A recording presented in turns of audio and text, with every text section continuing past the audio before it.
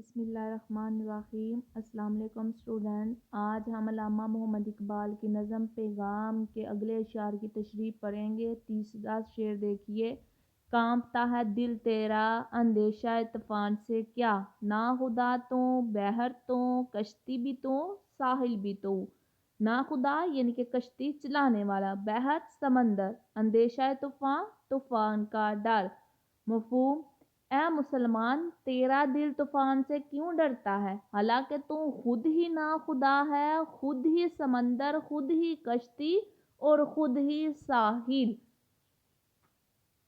مختصر دہرا دوں، حضرت اقبال ان کی یہ نظم جس میں مسلمانوں کو ان کے مقام، اہمیت اور فرائض سے آگاہ کیا جا رہا ہے، مسلمانوں کو بتایا جا رہا ہے کہ کائنات ان کے لیے بنائی گئی تھی، وہ اس کائنات کا حسن ہے، وہ اس کائنات کی خوبصورتی ہے۔ مسلمان نے خود نہ صرف کامیاب ہونا ہے اور جنت میں جانا ہے، بلکہ غیر مسلم کو بھی دوزخ کی آگ سے جو ہے وہ بچانا ہے۔ اس شعر میں مسلمانوں کی غفلت کی داستان بتائی گئی ہے کہ وہ غافل کیوں ہیں، حالانکہ ان کو رہنمائی پر ہونا چاہیے تھا۔ وہ اس طرح ہوتے کہ دوسرے ان کی پیروی کرتے، نہ کہ وہ دوسروں کی پیروی کرتے۔ ہم وہ ہیں مسلمان ڈر گئے طوفان سے، حالانکہ ہمیں تو خود بھی بیڑے کو پار لگانا تھا اور دوسروں کو بھی منزل تک پہنچانا تھا۔ اگر ہم خود خوفزدہ ہو کے بیٹھ جائیں گے تو منزل تک کیسے پہنچیں گے اور دوسروں کو منزل کیسے جو ہے وہ دکھائیں گے۔ اے مسلمان، تو دیکھ آج تو کہاں پہنچ گیا۔ مسلمانوں کو ان کی مجرمانہ غفلت پر جھنجھوڑا جا رہا ہے، سوئی ہوئی قوم کو بیدار کیا جا رہا ہے، ان کو ان کے فرائض اور اہمیت سے جو ہے وہ آگاہ کیا جا رہا ہے۔ اگلا شعر سنیے۔ دیکھ آ کر کوچائے چاکے گریباں میں کبھی، کیس تو لیلا بھی تو صحرا بھی تو محمل بھی تو۔ کوچہ یعنی کہ گلی، گریبان چاکے گریبان پھٹا ہوا دامن۔ تو مفہوم سنیے۔ تو کبھی عشق کی راہ میں فنا لوگوں کا راستہ اختیار کرتا تو تجھے معلوم ہو کہ جس کی تلاش میں تو سرگرداں ہے وہ تیرے دل میں پوشیدہ ہے۔ تشریح: اب یہاں بات کو سمجھیے۔ یہاں جتنی بھی علامات ہیں وہ ساری کی ساری حضرت اقبال نے نئے معنوں میں استعمال کی ہیں۔ یا آپ سمجھ لیں، لیلا سے مراد منزل ہے، صحرا سے مطلب راستے کی مشکلات اور پریشانیاں ہیں، کیس علامت ہے یہاں جستجو کی، محنت کی اور کوشش کی۔ شاعر نے یہاں دراصل فلسفہ وحدت الوجود، اس کائنات کی ایک حقیقت ہے کو لیلا اور مجنوں کے ذریعے جو ہے وہ بیان کیا ہے۔ وہ فرماتے ہیں کہ دراصل لیلا اور مجنوں کوئی الگ نہیں ہے، یہ ایک ہی چیز ہے۔ رائے عشق کے فنا لوگوں کی طرف جو ہے یہ اشارہ کیا گیا ہے۔ فلسفہ وحدت الوجود کو خوبصورتی سے بیان کیا گیا ہے کہ جب نیک لوگ عاشقان خدا کے پاس بیٹھتے ہیں تو بہت سی راہیں کھل جاتی ہیں، بہت سی منزلیں ان کو مل جاتی ہیں، راستے کھل جاتے ہیں۔ جس طرح کیس کے لیے راستے کھلے لیلا کے ملنے کے حوالے سے۔ تو ذرا سمجھ لیں اس شعر کو، اس میں علامتی انداز میں کیس لیلا کے ذریعے جو ہے وہ بتایا گیا ہے کہ اے مسلمان، تو اپنی منزل کی طرف بڑھ، اپنی منزل کو دیکھ، اپنے مقام کو دیکھ۔ یعنی انسان اپنی منزل خود ہے۔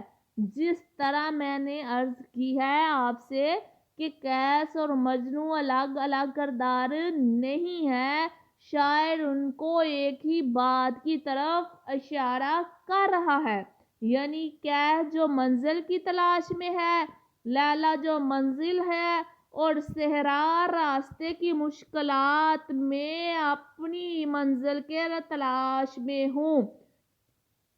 یعنی انسان اپنی منزل جو ہے وہ خود بناتا ہے۔ شعر ہے، دل کے آئینے میں ہے تصویر یار، دل کے آئینے میں ہے تصویر یار، جب ذرا گردن جھکائی دیکھ لی۔ اس میں دراصل انسان کو خود شناسی کا جو ہے وہ درس دیا گیا ہے۔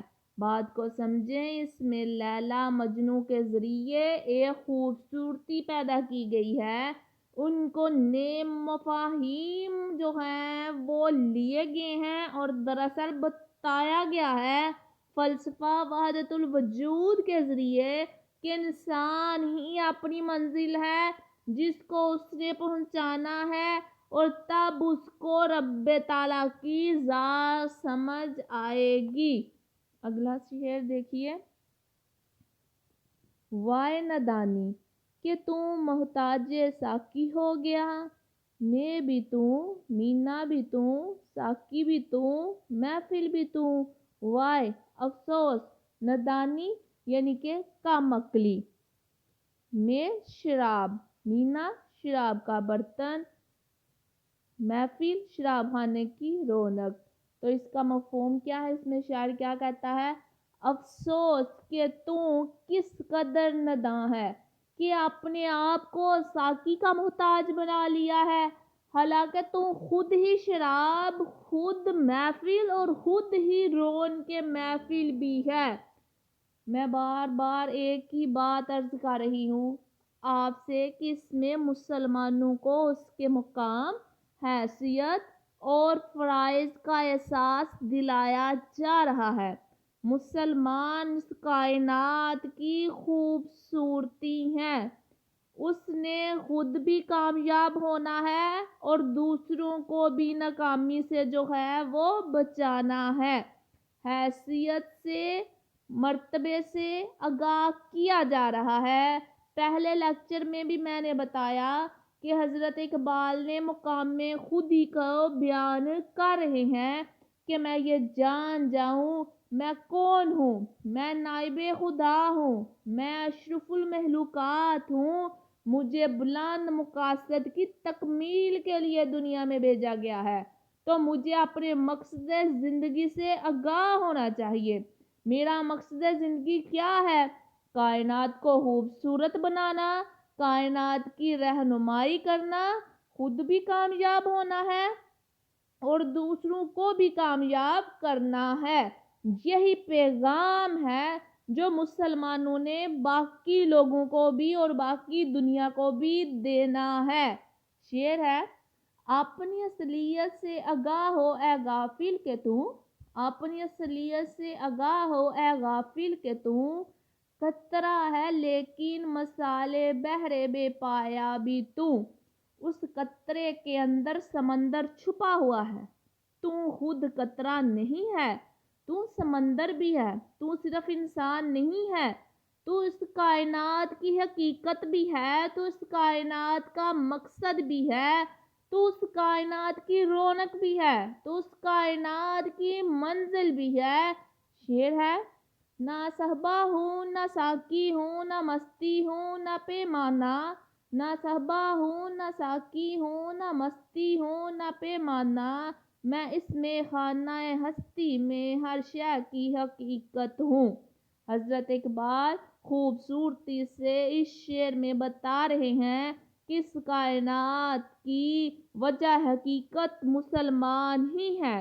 کاش وہ اپنے مقام سے آگاہ ہوتا، لیکن افسوس کہ وہ اپنے مقام اور مرتبے سے جو ہے وہ آگاہ نہیں ہے۔ اگلا شعر سنیے، شعلہ بن کے پھونک دے خاکشا کے غیر اللہ کو، خوف باطل کیا کہ ہے غارت گر باطل بھی تو، شعلہ آگ بن کر پھونک دے، ختم کر دے خاکشا کے غیر اللہ تنکوں کو، یعنی کہ کفر کی طاقتوں کو، غارتے گر یعنی کہ تباہ و برباد کرنا۔ تو اس کا مفہوم کیا ہے؟ اے مسلمان، تو شعلہ بن کر کفر کی ساری طاقتوں کو جلا دے۔ تجھے باطل کا کیا ڈر ہے کہ تجھے تو باطل کو تباہ کرنے کے لیے بھیجا گیا ہے۔ تشریح: اے مسلمان، تو باطل کو ختم کرنے کے لیے بھیجا گیا تھا۔ اے مسلمان، تو نے جن طاقتوں کا مقابلہ کرنا تھا، ان کو نیست و نابود کرنا تھا، تو خود ان سے ڈر کر بیٹھ گیا ہے۔ تو ان کا مقابلہ کیا کرے گا؟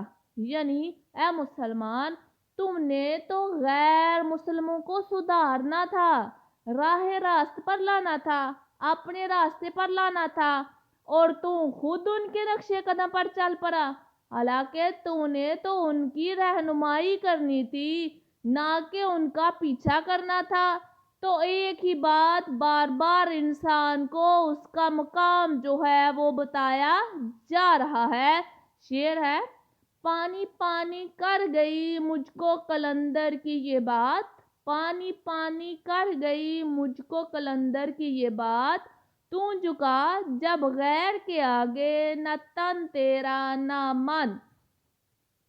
عزیز طلباء، آج ہمارا یہ المیہ ہے کہ ہم کفر کی طاقتوں کے آگے جھکے ہوئے ہیں۔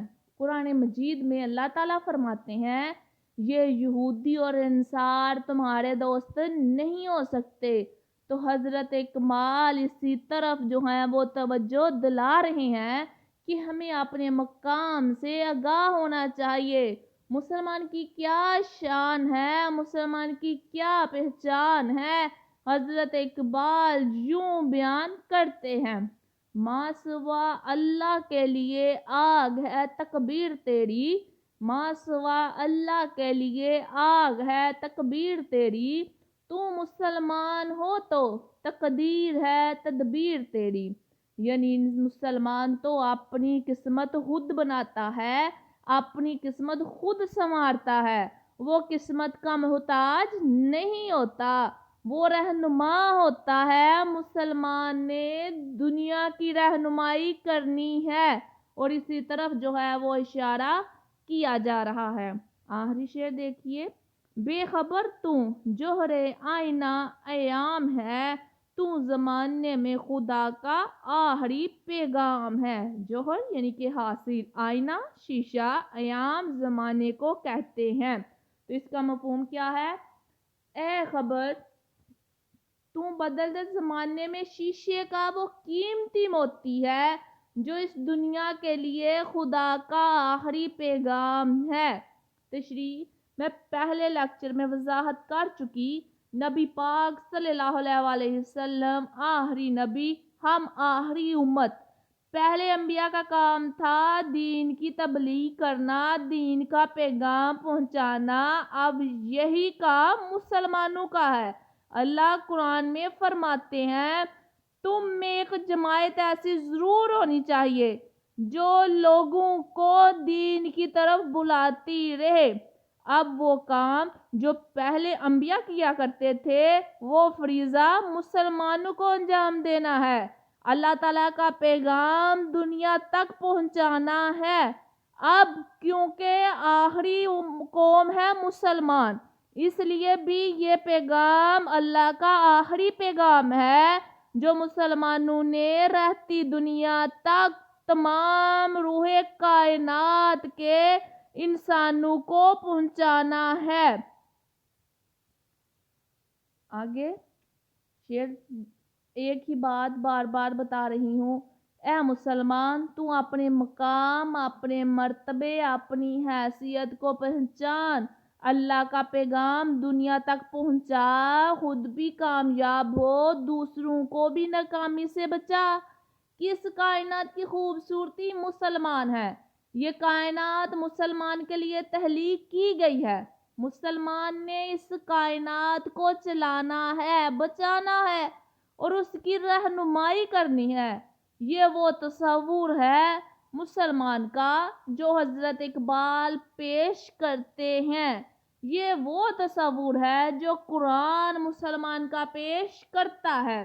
جسے حضرت اقبال بڑی خوبصورتی سے یوں پیش کرتے ہیں: ہر لحظہ ہے مومن کی نئی شان نئی آن، ہر لحظہ ہے مومن کی نئی شان نئی آن، گفتار میں کردار میں اللہ کی برہان، قہاریو غفاریو قدوسیو جبروت، یہ چار عناصر ہوں تو بنتا ہے مسلمان۔ یہ راز کسی کو نہیں معلوم کہ مومن، یہ راز کسی کو نہیں معلوم کہ مومن، قاری نظر آتا ہے حقیقت میں قرآن۔ امید ہے آپ کو لیکچر کی سمجھ آ گئی ہوگی۔ حوالے کے اشعار تشریح کے دوران ضرور لکھیں۔ اللہ حافظ۔